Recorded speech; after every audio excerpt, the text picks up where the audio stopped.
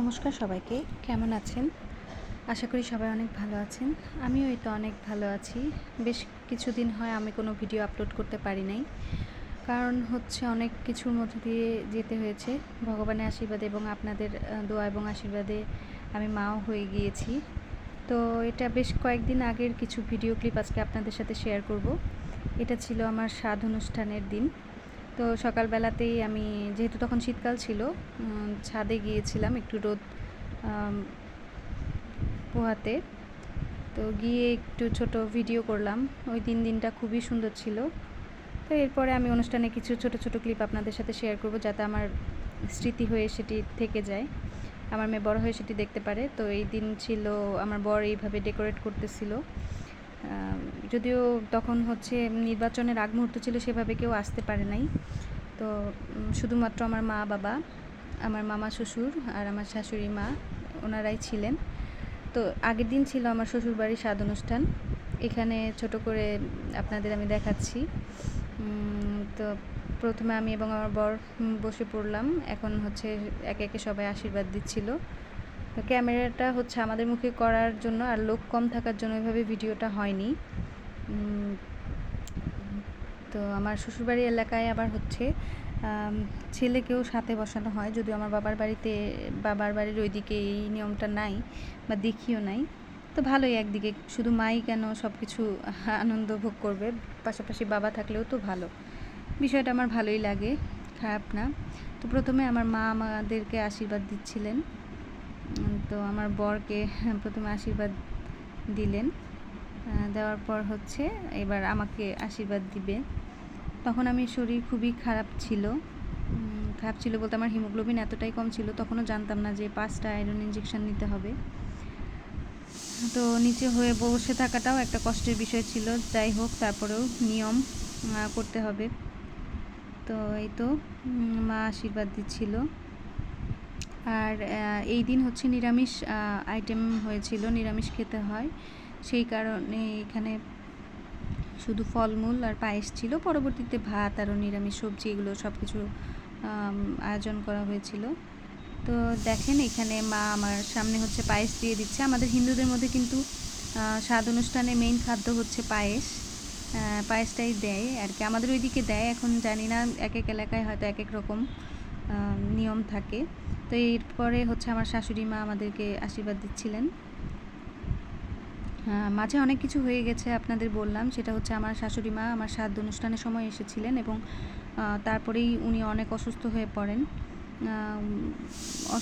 পড়েন এবং সেই সময়টা খুবই কঠিন সময়ের মধ্যে দিয়ে গিয়েছি বা গত 3-4 মাস যাবৎ, যে কারণে আমি ভিডিও করতে পারিনি। মন মানসিকতাও ভালো ছিল না। এদিকে আমারও বাবু হওয়ার সময় চলে আসছিল। তো এই তো মা আমাদেরকে আশীর্বাদ দিচ্ছিলেন।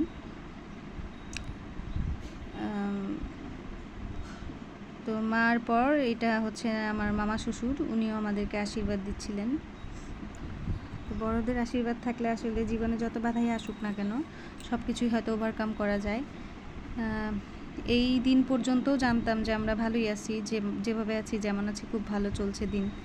সামনে একটা নতুন অতিথি আসবে, কিন্তু তার একদিন পরেই হঠাৎ করে আমার শাশুড়ি মা খুবই অসুস্থ হয়ে পড়েন এবং তাকে প্রায় 2-2.5 মাস যাবৎ হচ্ছে হাসপাতালে নিয়ে অনেক দৌড়াদৌড়ি করতে হয়।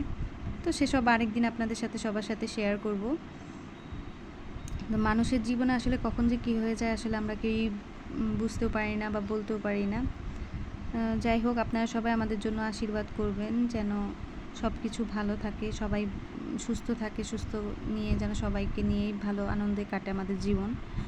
তো এই তো তারপর হচ্ছে মা আমাকে দেখিয়ে দিচ্ছিল যে কিভাবে পায়েসটা খেতে হবে, কারণ আমাদের ওইদিকে বলে পায়েস নাকি চিকন করে এক সাইড থেকে কাটলে বাবুর ঠোঁট নাকি অনেক চিকন হয়। যদিও সবই হয়তো কুসংস্কার, তবুও নিয়ম তো নিয়মই। আর এগুলো করতেও ভালো লাগে, আমার কাছে তো খুব ভালো লাগে। অনেকের কাছে হয়তো ভালো লাগে না, বাট আমার কাছে খুবই ভালো লাগে ছোট ছোট নিয়মগুলো পালতে বা মানতে। মজা লাগে, এক প্রকার মজার বিষয়। তো আমিও মার কথা অনুযায়ী ওইভাবে চেষ্টা করছিলাম। আর খাওয়ার আগে মা বলছিল যে 3বার শুকে তারপর ফেলে তারপর খেতে হয়। তো আমার পায়েসের বাটিটা বেশ বড় হয়ে গিয়েছিল। আমি যেহেতু তখনও খেতে পারতাম না সেভাবে, আমার তো দেখেই অনেক ভয় লাগছিল যে আমি কিভাবে শেষ করব। আর আমার বরকে যেহেতু বসানো হয়েছিল সেহেতু তাকে অল্প করে আর কি পায়েস দেওয়া হয়েছিল। আর এই তো তারপর হচ্ছে আমরা খাবার শুরু করে দিয়েছিলাম, যদিও আমার অনেক কষ্ট হয়ে গিয়েছিল, কারণ এতটা খাবার আমি শেষ করতে পারবো কিনা আমি জানি না, তবু চেষ্টা করছিলাম আর কি। আর আমার বর আমার পাশ থেকে দেখছিল আর ভাবছিল যে বেচারি কী করে খাবে। তো ওকেও দিতে পারবো না। পরে এক পর্যায়ে এসে আমি থেমে পড়ি, আমি আর পারতেছিলাম না খেতে, কিন্তু ওটা শেষ করতেই হবে, সেজন্য চেষ্টা করে যাচ্ছিলাম। আর ওই যে পিছনে হেঁটে যাচ্ছে সে আমার বাবার অনেক বয়স হয়ে গিয়েছে, তো এই দিন উনি আশীর্বাদ ওইভাবে করেননি। পরের দিনেরও একটা ভিডিও আছে যেটা আপনাদের সাথে আমি শেয়ার করব, সেখানে আমার বাবাকে দেখতে পারবেন। তো আমার কাছে সবাইকে নিয়ে চলার একটা আনন্দ লাগে সব সময়, কিন্তু আমার এই অনুষ্ঠানটাতে অনেকেই আসার কথা ছিল, তো তখন যেহেতু অবরোধ চলছিল, হরতাল চলছিল, এই কারণে অনেকে আসতে পারে নাই। তো যারা আসতে পেরেছেন তাদেরকে নিয়েই ছোটোখাটোভাবে আয়োজন করা হয়েছিল আমার স্বাদ অনুষ্ঠান। আপনাদের যদি ভালো লাগে আপনারা কমেন্ট করে অবশ্যই জানাবেন, আর আমাদের জন্য অনেক আশীর্বাদ করবেন যেন আমরা সবাই অনেক ভালো থাকি। আর আমার যে বাবু হয়েছে সেটাও আপনাদের সাথে শেয়ার করব। আমার মেয়ে বাবু হয়েছে, ওর জন্য সবাই আশীর্বাদ করবেন, ও যেন দীর্ঘজীবী হয়ে বেঁচে থাকে, ভালো মনের একজন মানুষ হয়। তো সব শেষে এই তো খাওয়া দাওয়া শেষে আমরা পরে একটু ফটো সেশন করতেছিলাম। তো এই তো